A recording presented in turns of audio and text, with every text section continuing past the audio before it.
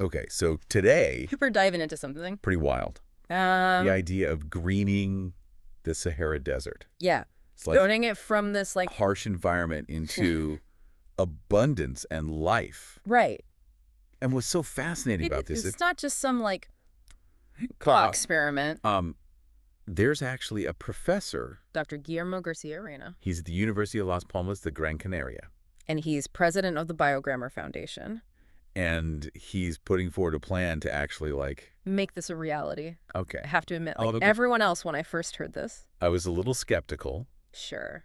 But you know, Dr. Garcia Reyna... he brings up a really... good point. That current path...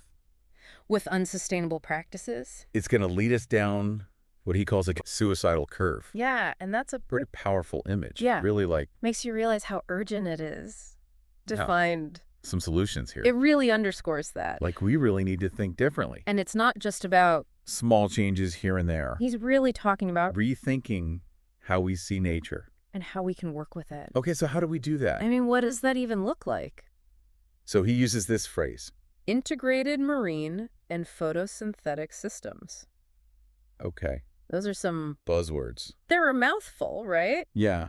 But they're not just buzzwords. They actually represent like a really deep understanding of how nature works. And how we can be a part of that. Okay, so what does that mean for the Sahara, though? How does that actually work? So the Sahara... It's not just like a flat, empty desert. There's actually these depressions called sebkhas. And they're below sea level. They're kind of like... Remnants of ancient lagoons. And these sebkhas are really key to his vision. So is he talking about flooding the Sahara? In a way... But it's not just flooding it. It's about using gravity. To channel seawater into these sebkhas. And creating these, like... Massive controlled environments. Almost like... Open air labs where we can cultivate these ecosystems. Okay, but we're talking about... A huge area here. How big are we talking about? We're talking about potentially like 20,000 square kilometers. Wow. Which is roughly the size of Portugal. And within that area... It's not just about the water. We could actually cultivate a whole ecosystem.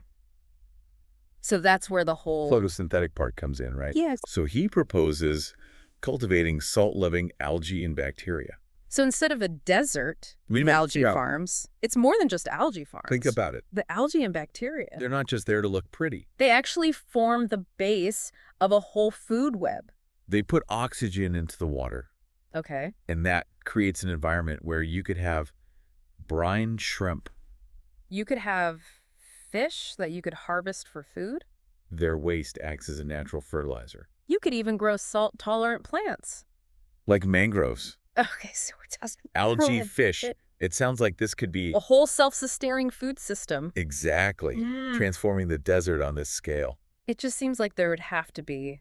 Some impacts on the surrounding environment. Yeah, those are some... Really important things to consider. And the water. How do we even get that much water there? Those are all... Those questions that we'll dive into. Right after this break.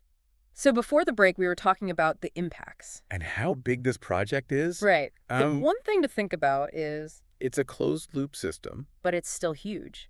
So how do we actually manage something? Like on this scale. And make sure it's sustainable. So one thing that Dr. Garcia Reyna really emphasizes... is that this isn't about, like... fighting against nature. It's about working with it. And understanding... So we're not talking about, like... building these massive dams. Or diverting rivers and things like that. It's really... Understanding the Sahara's natural water cycle. Okay. So the project factors in. That there's going to be evaporation. Exactly. But how do you replace that much water? Well, based on his research. He estimates that you'd need...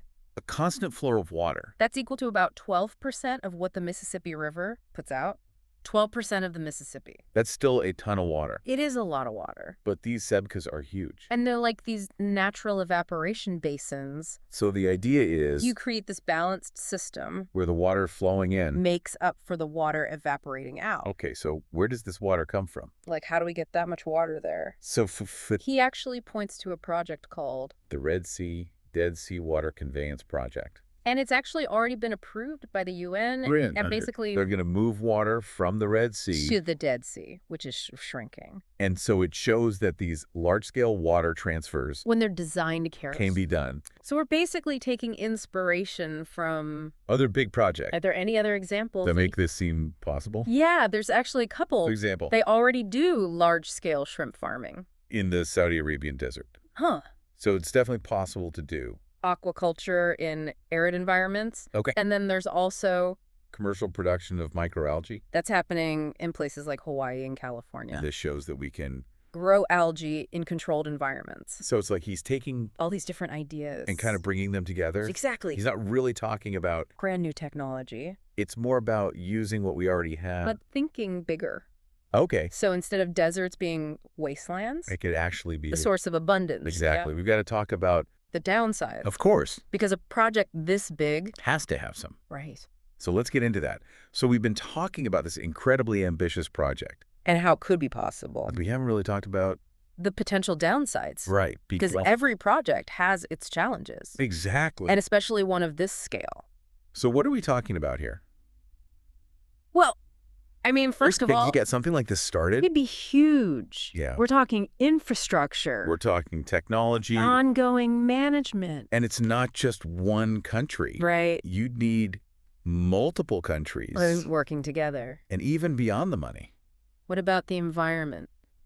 I mean, Introducing new species. even if they're salt tolerant, There's always a risk. like we can't predict everything, So we need to make sure, that we're doing a lot of research. before we just start, It sounds like this is other than just science, absolutely. There's There's also- politics. but some This could be a whole... new model for how countries work together. Right.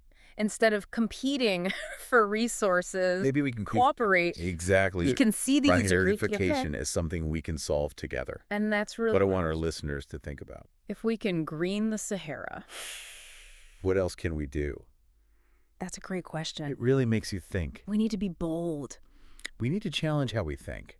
This whole deep dive has been about, The power of human ingenuity. we've looked at Dr. Garcia Reyna's work, And this incredible project and I encourage everyone listening. to go and learn more. Yeah. Look into it yourself. Don't just take our word for it. Well, ask yourself. What other impossible dreams can we achieve? Exactly. That's all the time we have for today, Thanks for joining us. and we'll see you next time.